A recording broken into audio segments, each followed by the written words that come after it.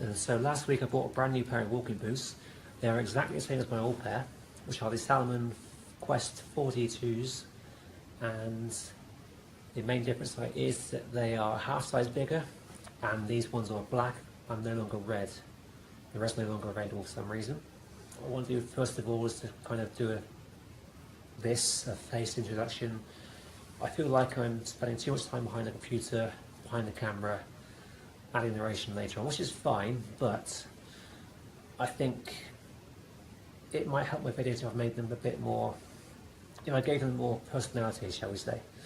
So I'm trying this now, facing my kind of anxieties and fears about this sort of thing. We'll see how this goes. Okay, so here they are, brand new in their box, complete with tags and the original packaging, just in case I wasn't sure.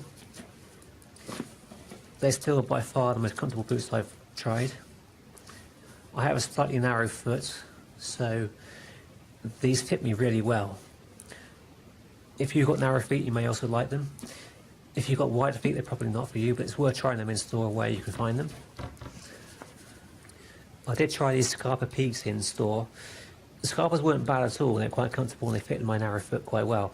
But the Salomons here have extra padding around the ankles. It just, the little things like that add to the comfort and the kind of overall quality of the boots. They've also got a Contra grip footbed sole, which I kind of prefer to the, a lot of manufacturers now use a, what's it called, Vibram sole, which I find to be quite hard, whereas this one is quite, it's hard when you feel it, but when you're kind of walking on it, it gives it a bit of flex. It's got like a slight shape to it, so it's good from a kind of orthopedic kind of sense.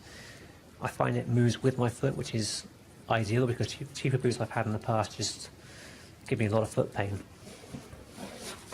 This is my old pair of the same boots, the Quest 42s. I bought these 2 years ago this month. They've been great, apart from the fact that they are a half size too small, meaning when I'm going downhill, my big toe gets bashed about here. And the other issue is that they have actually split here on the right side, and also on the right side of the left boot, which is a bit strange. It's basically where the kind of your toes bend, basically, in the fabric's bending with it. It's possible that I've not been cleaning them very well, because leather is a bit like your skin, as I was told recently. If you don't look after it, it cracks and fails, so I'm going to try and look after my new pair much better, and I'll clean them more regularly as well. It was also suggested to me that this could be because I had quite a lot of volume above the toe in this space here, meaning that as my toes bend, not only is the boot bending, but it's bending so much that the material is always folding, and that could cause it to kind of weaken over time. Otherwise, you can hopefully see these are exactly the same boots. Nothing has changed in the last 2 years. Same design, same shape. But these are a size 10, and these are a size 10.5. I've done close to 1,000 miles on these boots, I reckon, in the last 2 years. As you can see here, the soles have worn down quite a bit. Maybe that's acceptable, I'm not really sure. But compared to a brand new boot, you can see it more clearly defined.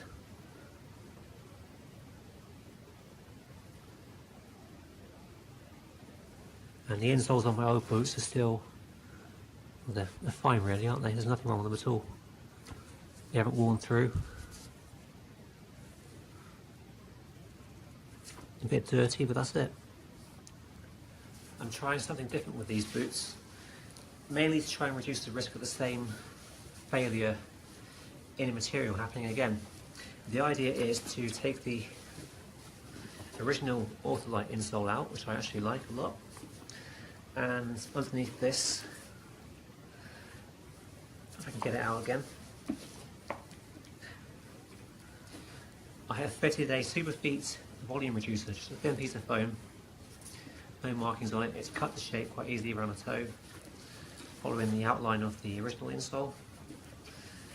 So that fits in there.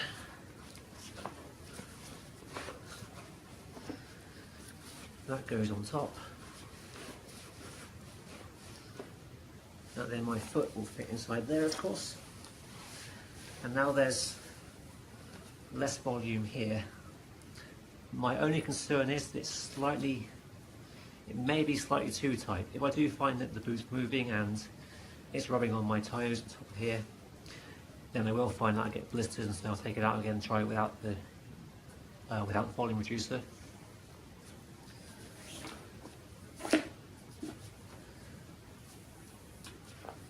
So thanks for watching this video. I do hope it's been useful to you. I will see you again soon with a brand new video. Next weekend I'm going to Snowdonia, so it's important for me to get the fitting of these boots right and to have comfortable boots. But I will see you again with something brand new very soon.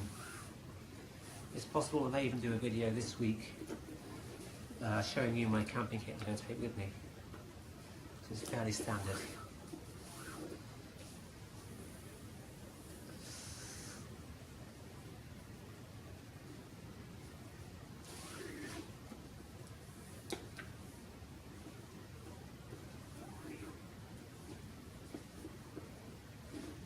If you have any thoughts on how I can recycle my old boots, then please let me know in the comments section below.